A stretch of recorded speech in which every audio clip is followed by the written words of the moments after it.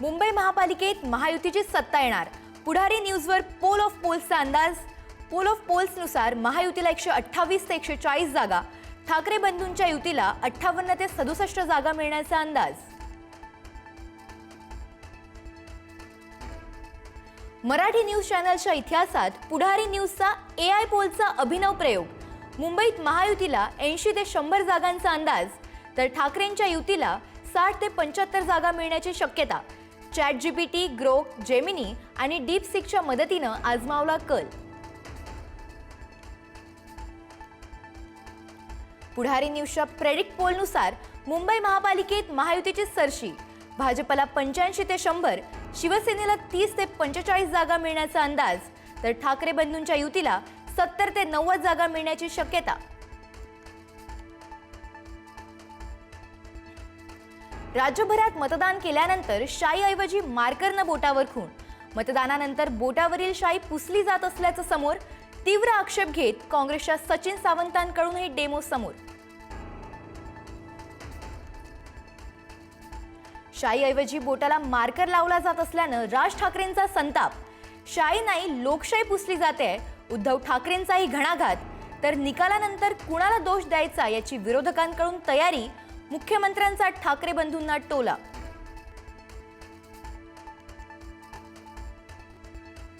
शाई पुसण्याचा प्रयत्न करणारे गुन्हेगार। शाई पुसणाऱ्यांवर गुन्हा दाखल झाला पाहिजे, आशिष शेलारांची मागणी।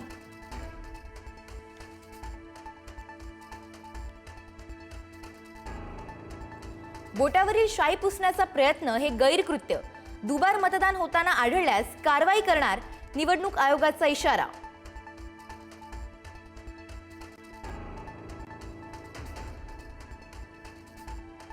जिल्हा परिषद निवडणुकीत पारंपरिक शाईच वापरली जाणार। आजच्या गोंधळानंतर निवडणूक आयोगाचं स्पष्टीकरण। मार्करवरून झालेल्या आरोपांनंतर आयोगाचा निर्णय।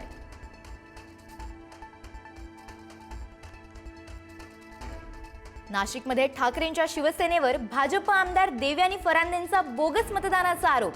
मालेगावहून गाड्या भरून बोगस मतदारांना आणल्याचा दावा। धुळे, जळगाव, अहिल्यानगर, पनवेल आणि जालन्यातही बोगस मतदानाच्या तक्रारी।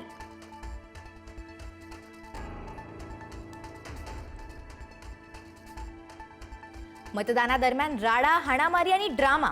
सोलापूर, धुळे आणि अमरावतीत राडा, तर नाशिकमध्ये आणि पुण्यातही वादावादी।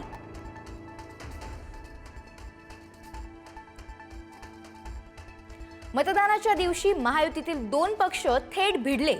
संभाजीनगर आणि नाशिकमध्ये शिंदेंची शिवसेना आणि भाजप आमने सामने, तर उल्हासनगर, अकोला आणि कळव्यातही मित्र पक्षातच वाद।